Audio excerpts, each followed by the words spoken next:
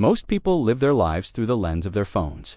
Every meal, every sunset, every smile captured, filtered, posted, but somewhere, quietly sitting at the edge of a group picture or walking away before the camera flashes. There's a man who never takes his own photos. He doesn't hate himself, he's not hiding, he just doesn't see the point. There's something deeply psychological about that. Because in an age where identity is built through images, refusing to document yourself becomes an act of quiet rebellion or quiet disconnection. He's the kind of man who exists between worlds, present but unrecorded, alive but unseen, remembered only in the memories of others. Why does he do it? Why does a man deliberately avoid capturing his image while the rest of the world is addicted to it? The answer isn't simple. It lies somewhere between personality, psychology, and philosophy. Some men, Dante, click their photos because they, Dante, feel the need to prove their existence. They find meaning in presence, not performance. Their sense of identity comes from how they live, not how they appear. For them, photos feel like unnecessary echoes, shadows of moments already lived, but for others, it's something heavier. A quiet discomfort with their own reflection. A subtle rejection of their physical self, not always out of hatred, but out of distance. They see themselves as an observer of life, not its subject. And when the camera turns toward them, it feels wrong, as if they were being asked to play a role that isn't truly theirs. There's also a philosophical layer to it. Some men sense that photos reduce life to fragments, that the act of capturing a moment removes them from it. They'd rather feel the sunset than frame it. They'd rather experience the presence of friends than stop the laughter for a snapshot. To them, living fully means not needing to pause life for proof. Yet deep inside, there's always a paradox, because every man who avoids the camera also knows that one day he'll disappear and the world will have no picture to remember him by. Maybe that's what he wants. Maybe that's what terrifies him. This script explores that paradox, not to judge it, but to understand it. Why do some men erase their visual footprints? What does it say about their self-perception, their past, and their place in a hypervisual world? And more importantly, what can we learn from their silence in a time when everyone else is screaming for attention? Because sometimes, the man who doesn't click his photo isn't invisible at all. He's just choosing to exist, not to perform. To understand the man who doesn't click his photos, you must first understand the world he lives in. A world where self-worth is measured in pixels, where validation is outsourced to algorithms, and where visibility equals existence. We live in a culture of exposure. The modern identity is not something discovered, it's something curated. You don't become who you are, you upload it. In that context, a man who doesn't photograph himself is almost an anomaly. He stands apart, not because he's trying to be different, but because his values have quietly diverged. While others are documenting their smiles, he's learning to sit with his silences. While others seek to be remembered, he's learning to be present. For many men, the act of not taking photos is rooted in detachment from the social self. Psychologist Carl Jung described this as the difference between the persona, the mask we wear for the world, and the self, the private consciousness that only we truly know. The man who avoids cameras may have grown tired of his persona. He has no interest in maintaining the illusion anymore. To click a photo feels like reinforcing that mask, capturing an image of something he's no longer trying to be. He may have reached a point where external validation feels meaningless. The likes, the comments, the looking good bro, all feel empty to him. He doesn't reject them out of arrogance, but out of fatigue. He's seen the illusion too many times. The smile that hides sadness. The perfect picture masking chaos. The happy faces that dissolve once the phone goes dark. And so, he decides to step away from that theater, not because he feels superior, but because he's done pretending. But let's look deeper. There's a layer of psychology tied to self-image and control. Some men avoid photos because they don't want to see themselves through the lens of others. They feel uneasy about the idea of their image existing beyond their control. On someone else's phone, someone else's feed, it's not vanity, it's vulnerability. A photograph freezes them in time, but not in truth. And for a man who values privacy, who carries his pain quietly, who doesn't want to be interpreted, that's unbearable. Others avoid the camera because of memory. Maybe they've lost too much. Photos remind them of who they used to be, or who they used to love. They look at an old picture and see not the smile, but the ghost behind it. For them, not taking photos isn't forgetfulness, it's protection. They're protecting their peace from nostalgia's sharp edges, because some memories, once captured, never stop hurting. There's also a more subtle reason, one tied to existential thought. Philosopher Søren Kierkegaard once wrote about the despair of the finite self, the feeling that comes when we define ourselves only through the external world. To the man who doesn't click his photos, the idea of being captured can feel like being confined. He wants to live freely, fluidly, without being reduced to a frame, a smile, or a single version of himself. He doesn't want to be the man in the picture. He wants to be the man beyond it, constantly changing, evolving, existing in ways that no camera can translate. But not every story of avoidance is philosophical. Sometimes it's personal. A man who doesn't like to take photos might have once been ridiculed for how he looked. Maybe he grew up being told he wasn't photogenic. Maybe his reflection never matched the image he had of himself inside, and so he quietly detached from it. He stopped trying to appear right. He started living instead of posing. This detachment, over time, can harden into habit, a habit that looks like indifference but hides a long history of hurt.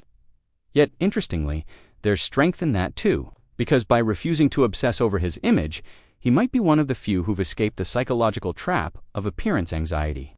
He doesn't chase the best angle or perfect light. He chases meaning. He doesn't spend his evenings editing selfies. He spends them observing people, places, silences. He might be invisible on screens, but deeply awake in life. There's also a spiritual undertone to this. Across various philosophies, from Stoicism to Zen, there's a quiet emphasis on impermanence, the idea that nothing lasts, and that attachment to appearances only deepens suffering. In that light, refusing to click one's photo can be seen as a quiet acknowledgement of mortality. He knows that faces fade, bodies change, and every captured image is already outdated the moment it's taken. So why cling to what's meant to vanish? He'd rather live in motion than freeze in memory. However, this choice also comes with emotional isolation. While others bond through shared pictures, through tagged memories, and group photos, he often becomes the ghost in the frame, always behind the camera, never in it. At weddings, birthdays, trips, his absence becomes invisible. Years later, when others scroll through old albums, his presence is felt but not seen.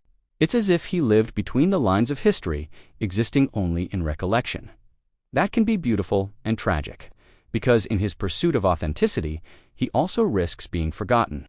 It's a paradox that defines many reflective men. They crave depth but disappear from documentation. They seek meaning but reject the mediums that preserve it. And in that quiet withdrawal, they unintentionally create mystery, a mythology around themselves. People start to remember him not as he was, but as how they felt when he was around.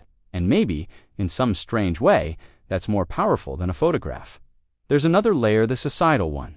Men, especially those taught to suppress emotion, often find it uncomfortable to be seen, not physically, but emotionally. A photo captures more than a face. It captures a moment of openness, vulnerability. To some men, that's threatening. They've been trained to protect their inner world, to show composure, not emotion. So when the lens points at them, they instinctively guard themselves. The smile becomes forced, the eyes look away, and deep down they whisper, "I don't belong in this frame." That reaction is deeply cultural. In societies where masculinity is equated with stoicism, the idea of being photographed, of being seen, feels intrusive.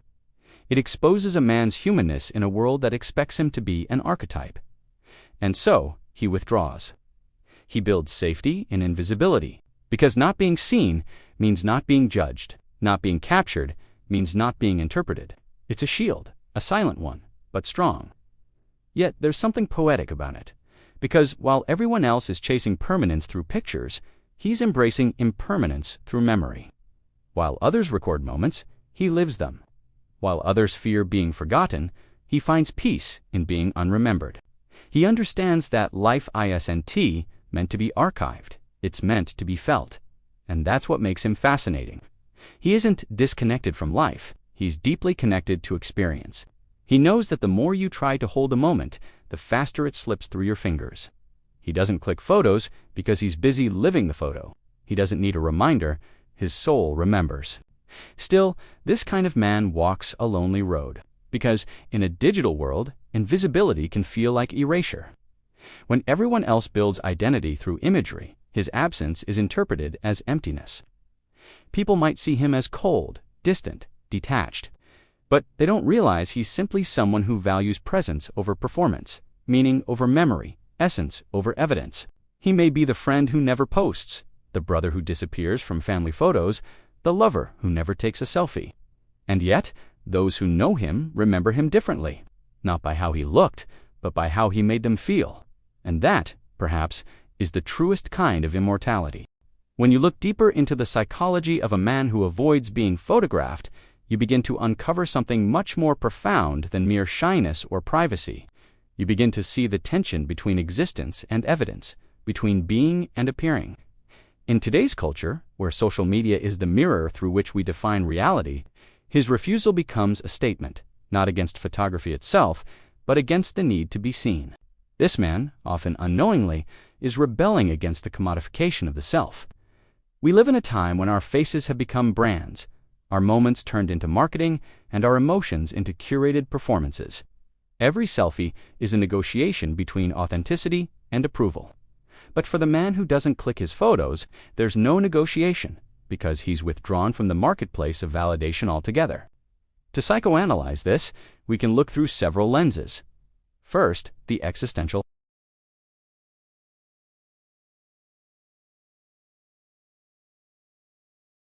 The photograph, in a subtle way, freezes us in defiance of time.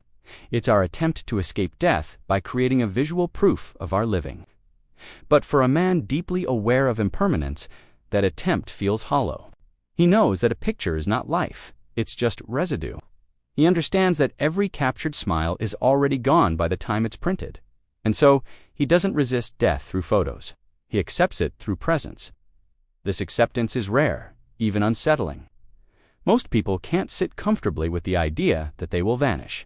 That's why we build archives, galleries, feeds. But he, the man who never clicks, may have reached a quieter form of peace. His philosophy isn't, I don't care how I'm remembered, but rather, I don't need to be remembered in pixels. Then comes the psychodynamic view. Rooted in Freud and later thinkers like Lacan, the image we see of ourselves, they argue, is always incomplete. When a man sees his photo, he doesn't just see his face, he sees his ego projection, a version filtered through others' expectations. For some, this creates dissonance. Is that really me?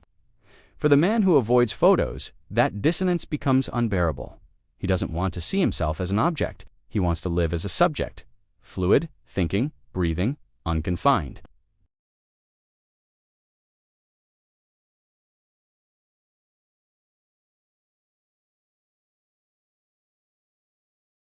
He, as choosing to live before that mirror, to exist as a consciousness rather than a reflection.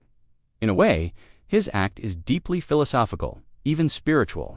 He's echoing the Buddhist concept of anatta, or non-self, the understanding that the self is not a fixed entity but a flowing process.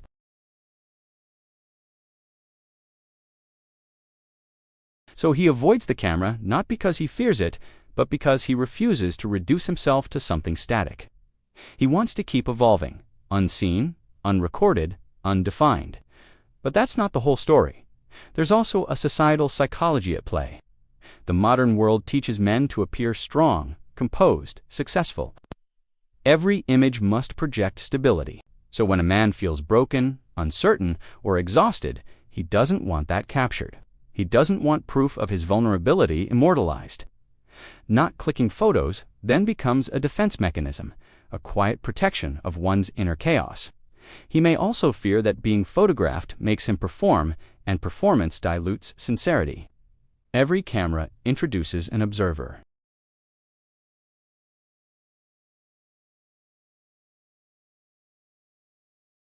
The man who refuses photos simply wants to stay unobserved, so he can remain authentic, imperfect, real, unedited. There's beauty in that, but also loneliness.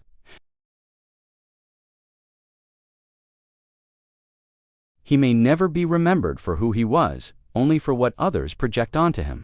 But maybe that's the price he's willing to pay for inner peace.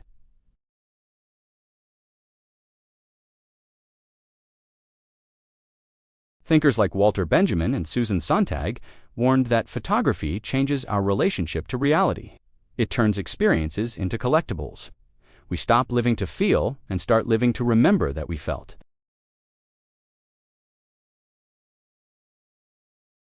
He doesn't live to make memories.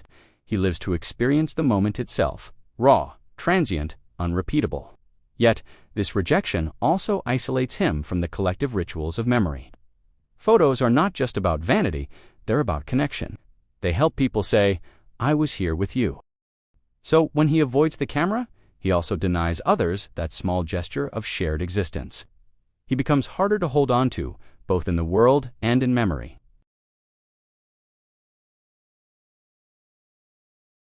He lives fully, but leaves no trail.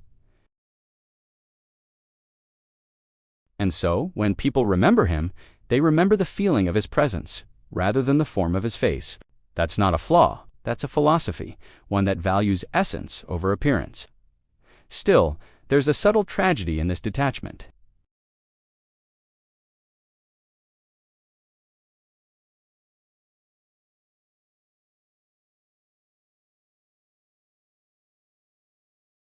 Someone will ask, where was he? And the answer will be, he was there, he just never wanted to be seen. That line, "he was there," is hauntingly beautiful.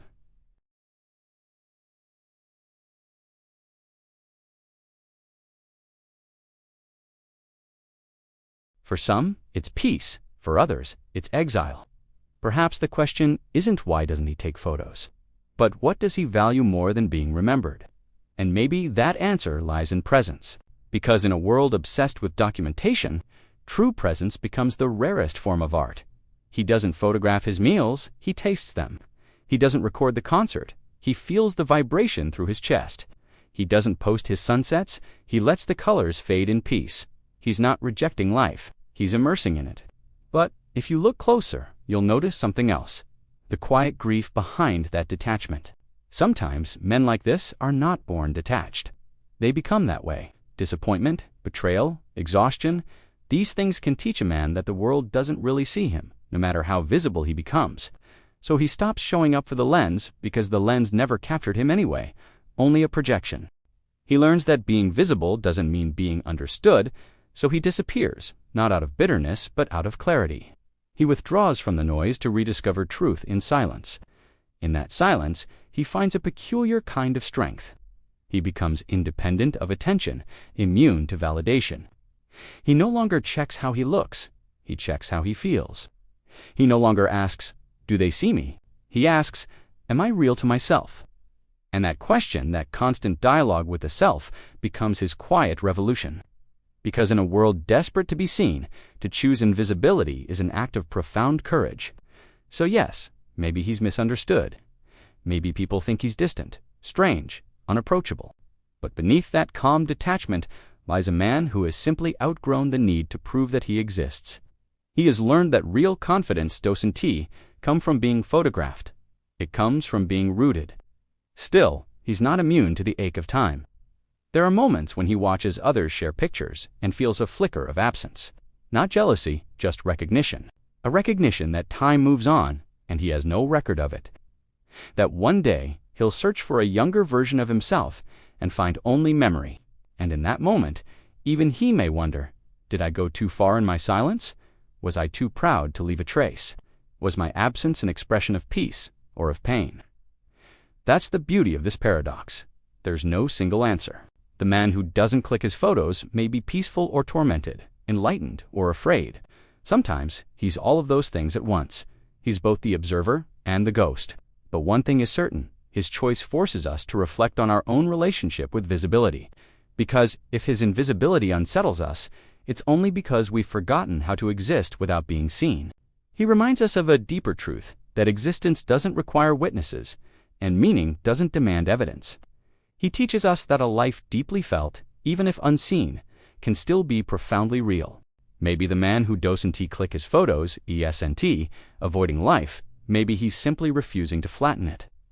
In a world obsessed with capturing every moment, he's the reminder that not everything needs to be seen to be meaningful. That the best memories live not in files or clouds, but in the quiet folds of the mind. in feelings that no camera can ever truly translate. He isn't antisocial. He isn't broken. He's just chosen a different rhythm. While others race to post their lives, he slows down to live his. While others collect moments for the future, he gives himself fully to the present. He doesn't measure worth in visibility. He measures it in presence, in how deeply he experiences the world around him. But this kind of man also reminds us of something else, that our obsession with being remembered has made us forget how to simply be.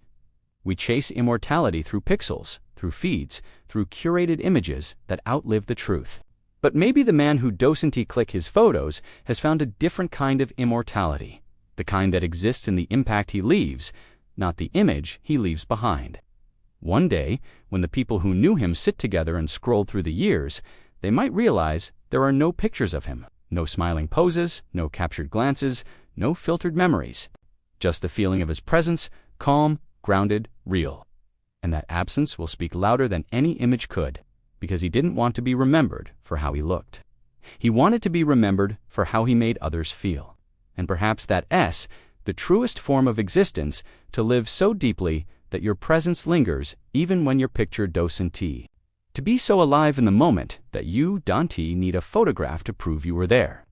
To live unseen, but unforgettable.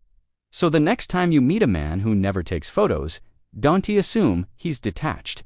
He might just be one of the few who've remembered something the rest of us forgot, that life is not a gallery. It's an experience. And sometimes, the most vivid moments are the ones never captured, only lived, only felt, only remembered in silence.